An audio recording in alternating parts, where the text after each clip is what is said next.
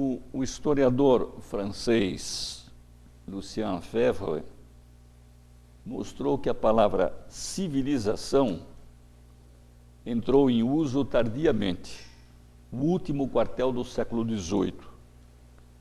Mais tardia ainda foi a fixação das suas acepções, de modo a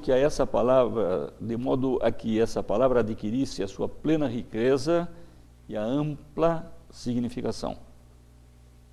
Para os filósofos racionalistas e cosmopolitas do século XVIII, e para a longa série de herdeiros, civilização, ao contrário de barbárie, significava um conjunto de instituições capazes de instaurar a ordem, a paz, a felicidade e, mais ainda, de favorecer o progresso intelectual e moral da humanidade.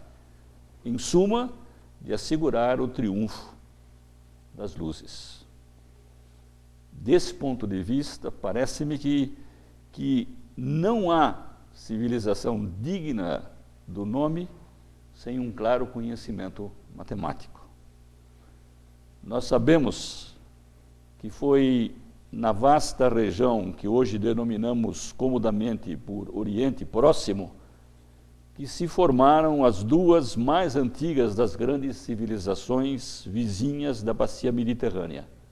No Egito e na Mesopotâmia surgem as primeiras criações impressionantes em virtude do esforço humano de que nos dão testemunha. Essas civilizações, evidentemente, possuíam um conhecimento matemático. Mas nada do que eles fizeram pode ser classificado com o que nós denominamos hoje matemática. Matemática é essencialmente uma criação grega, até a partir do nome. Há um texto, há um fragmento do Anatólios, preservado por Heron, nas suas definições, que fala sobre o nome matemática. Diz o fragmento: por um lado, os peripatéticos, que afirmam da retórica e da poética e da música popular toda ser possível alguém frequentá-las sem tê-las aprendido. Por outro lado, afirmam ninguém apreender como ciência ou conhecimento as coisas especialmente chamadas matemata, não estando primeiramente engajado no conhecimento dessas coisas. Por isso ser chamado matemática a especulação que supunham sobre essas coisas. De fato, existe no grego clássico um verbo mantano, em grego mantano, transliterando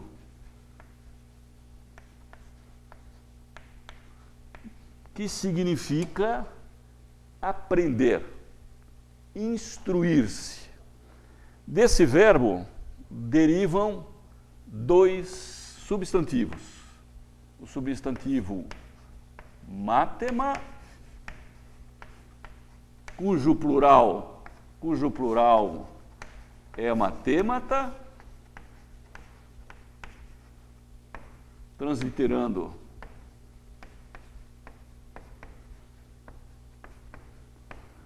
e o substantivo mátesis,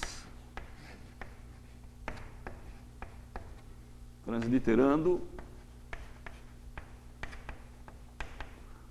O sufixo ma, em geral, como um substantivo derivado de um verbo, significa o resultado da ação expressa por aquele verbo.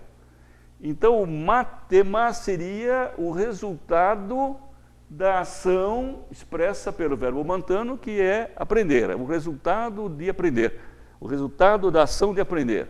Na verdade, no grego moderno, matema significa lição.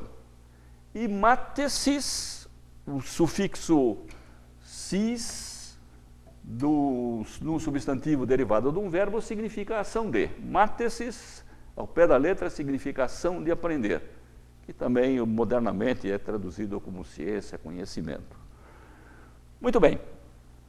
Matemata, então, que é o descrito no fragmento que eu acabei de citar, significa o conjunto das coisas aprendidas. Ou seja, para se fazer isso que se chama matemática, eu preciso de um curso de estudo. Ao passo que para retórica, poética, eu posso fazer esse tipo de atividade sem ter feito um curso de estudo. Isso, a palavra matemata, o plural de matema, era usada de um modo geral, mas a partir de um certo instante passou a ser usada só para a matemática.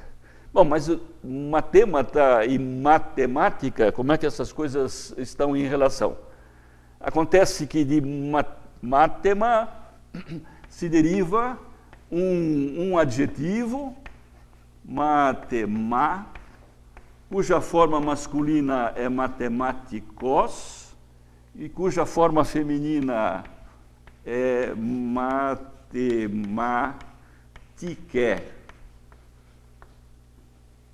Tem a forma neutra que eu vou deixar de escrever, matematikon, transliterando isto aqui dá matematike. Isso é um adjetivo. E o adjetivo era usado na forma feminina, do mesmo modo que gramática, dialéctica. O adjetivo era usado na forma feminina porque depois do adjetivo sempre era usado o substantivo techne, que significa arte, em princípio. Então seria matemática techne. Então, esse é feminino, porque o substantivo é feminino. Matemática techne seria a arte das coisas que são aprendidas, ou que precisam ser aprendidas.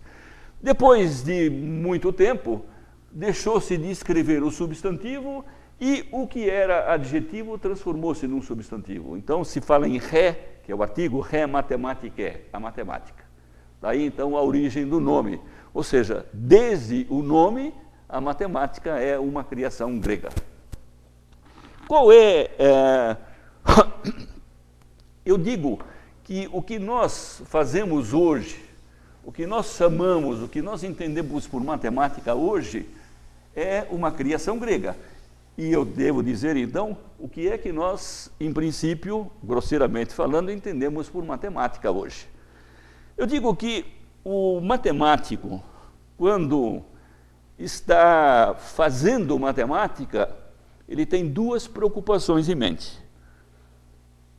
Ele tem a preocupação de definir as suas noções, os seus objetos matemáticos, e tem a preocupação de demonstrar as propriedades referentes a esses objetos matemáticos, a essas noções. Então, há duas operações do espírito que são essenciais na feitura de qualquer teoria matemática. A operação de definir os conceitos e a operação de demonstrar as propriedades desses conceitos. Ora, nós sabemos que definir, delimitar, significa explicar um conceito em termos de outros conceitos já definidos anteriormente.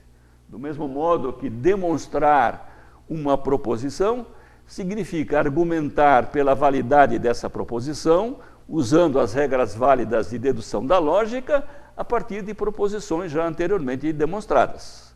Então, eu defino um conceito a partir de outros conceitos já definidos. Por exemplo, defino o conceito de grupo em termos de monoide e de elemento invertível.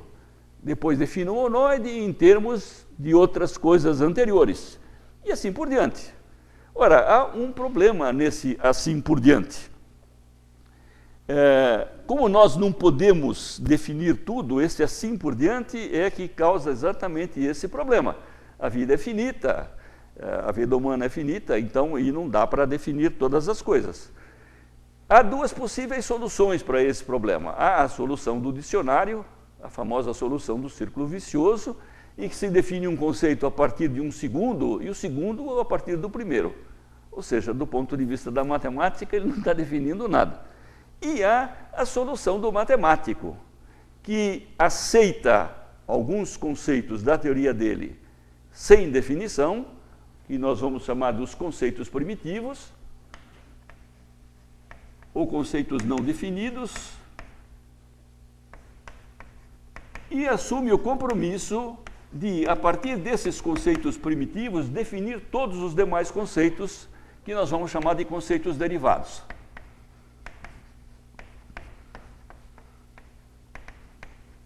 Assim, por exemplo, no desenvolvimento de uma teoria, da maneira comum como se faz, de uma teoria dos conjuntos, nós podemos tomar como conceito primitivo a própria ideia de conjunto e a ideia de pertinência.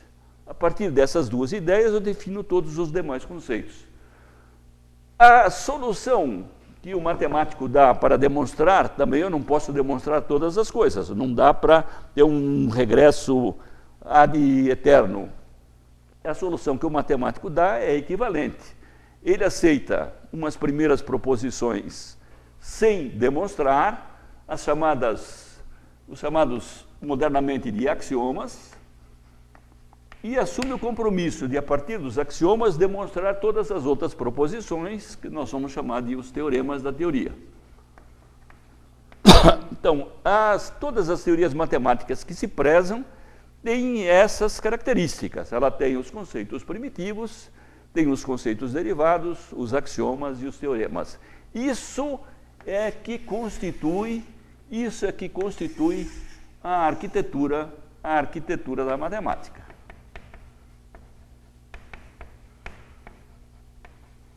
Na visão do Bourbaki. Pois bem, essa visão matemática aqui retratada é essencialmente uma visão grega. Se nós formos olhar o livro dos elementos, do Euclides, que é a primeira obra que chega na sua inteireza aos nossos dias, nós vamos ver que, guardadas as devidas proporções, o esquema é exatamente esse. O Euclides começa com algumas definições, não há propriamente conceitos primitivos, mas começa definindo todas as noções com as quais ele vai trabalhar, e depois ele dá um conjunto que ele nós chamamos de postulados. São 5 postulados. O primeiro diz que de todo ponto até todo ponto é possível traçar uma reta, então conduzir uma reta de todo ponto a todo ponto. O segundo diz, quando eu tenho uma reta limitada dada, é possível prolongá-la indefinidamente para qualquer um dos lados. O terceiro diz que de um ponto dado e passando por um outro ponto dado é possível traçar um círculo. Este ponto inicial dado é o centro do círculo. O 4 diz que todos os ângulos retos são iguais. E o quinto postulado, o famoso postulado das paralelas, diz que se eu tiver duas retas e sobre elas cair uma reta, fazendo ângulos internos do mesmo lado menores do que 2 retos, essas duas retas se encontrarão do lado em que os ângulos são menores do que 2 retos.